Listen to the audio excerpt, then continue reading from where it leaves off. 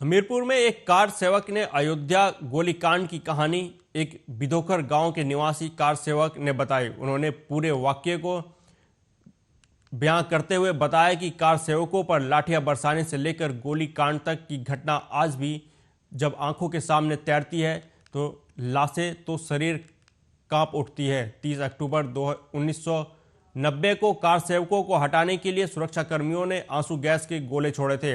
राम भक्तों का जुनून इस कदर था कि उन्होंने इसकी भी काट निकाल ली। वो अपने चेहरे पर पानी से भिगोए कपड़े बांध लेते थे जिससे गैस का असर ही ना होता था।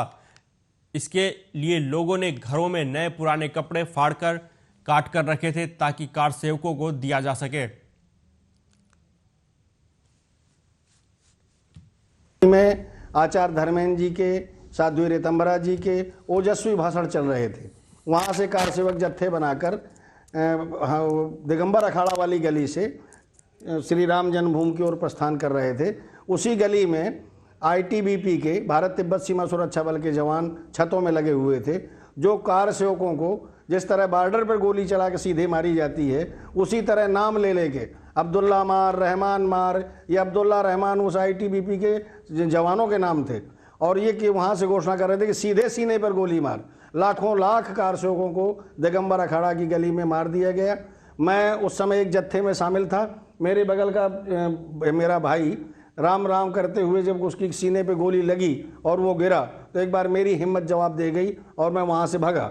भागने के बाद दोबारा जब छोटी छावनी पहुँचता हूँ तो वहाँ एक नारा लग रहा था, जिस हिंदू का खून न खौला नसे न फड़की सीने की, हिंदू की औलाद नहीं वो होगा किसी कमीने की। एक बार फिर हमारे अंदर जोश भरा और हम फिर अगली टोली में शामिल होकर उसी गली की ओर प्रस्थान किए। मैं गणतंत्र दिवस और प्राण प्रतिष्ठा कार्यक्रम को लेकर हापुड़ पुलिस अलर्ट मोड पर है। गुरुवार की रात को पुलिस अधीक्षक अभिषेक वर्मा, सीओ सिटी स्तुति सिंह, सिटी कोतवाली इंचार्ज नीरज कुमार और पुलिस स्टाफ द्वारा आगामी त्योहारों और अयोध्या में प्राण प्रतिष्ठा कार्यक्रम और गणतंत्र दिवस को देखते हुए हापुड़ के रेलवे स्टेशन पर ट्रेनों के अंदर और प्लेटफॉर्म पर सघन चेकिंग अभियान चलाया। कानून व्यवस्था बनाए रखने के लिए सार्वजनिक स्थानों, बाजारों में पुलिस बल और डॉग स्क्वाड के साथ चेकिंग और पैदल गश्त किया गया और संबंधित को आवश्यक निर्देश दिए गए।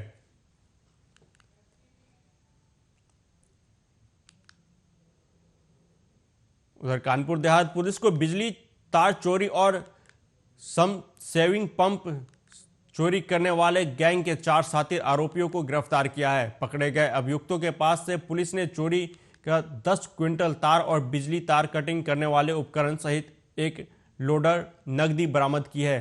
गिरफ्तार किए गए शातिर चोरों के खिलाफ जनपद के कई थानों में दर्जनों मुकदमे दर्ज हैं। पुलिस ने गिरफ्तार किए गए सभी आरोपियों को जेल भेज दिया है।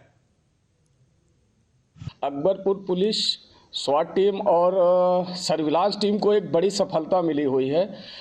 तार चोरी से तथा सबमर्सिबल पंप को चोरी करने वाले एक गिरोह के शातिर 4 अभियुक्त में मालसुदा बरामद हुए हैं, जो थाना अकबरपुर के 12 चौकी के पास जगजीवनपुर स्थान पड़ता है, वहाँ से मिले हैं।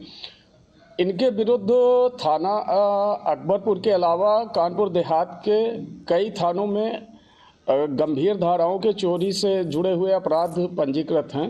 साथ ही ये अन्य जनपदों में भी इस तरीके की घटनाएं करते हैं और इनसे जो चीज़ें बरामद हुई हैं वो तार काटने के उपकरण सहित सबमर्सिबल, मोबाइल तथा लगभग 10 कुंटल के आसपास बिजली का तार बरामद हुआ है। कुछ कैश 12,700 रुपए के आसपास बरामद हुआ है।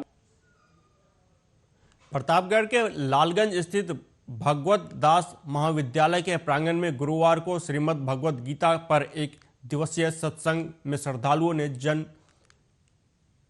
जनगंगा में मेले लगाए। गीत के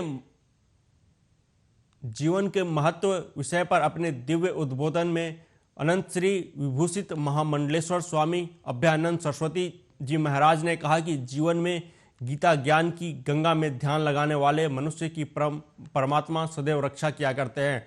महामंडलेश्वर ने कहा कि गीता का ज्ञान हमें अपने कर्म के प्रति निरंतर प्रगतिशील बनाए रखने की मूल प्रेरणा प्रदान किया करता है। कार्यक्रम के बाद उन्होंने पत्रकारों से रूबरू होते हुए कहा कि सम्मेलन 22 जनवरी को अयोध्या में विराजमान होने वाले ऐतिहासिक क्षण होगा। उन्होंने कहा कि हमारे सामने रामलला अयोध्या में विराजमान हो रहे हैं, यह हम सब देशवासियों के लिए सौभाग्य की बात है।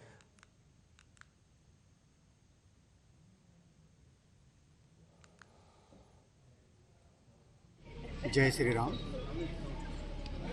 भगवान श्री राम हम लोगों का बहुत पुराना एक संकल्प है, एक स्वप्न था कि भगवान राम अपने स्थान पर विराजमान होंगे, और भगवान की ऐसी कृपा कि हमारी नज़रों के सामने भगवान मेरे ही समय में विराजमान हो रहे हैं। इससे बड़ा सौभाग्य और क्या हो सकता है। हम लोग भगवान को अपने स्थान पर विराजित देखेंगे, जिसके लिए न जाने कितने संतों ने अपनी आहुति चढ़ाई, न जाने कितनों ने भक्तों ने प्रयास किया।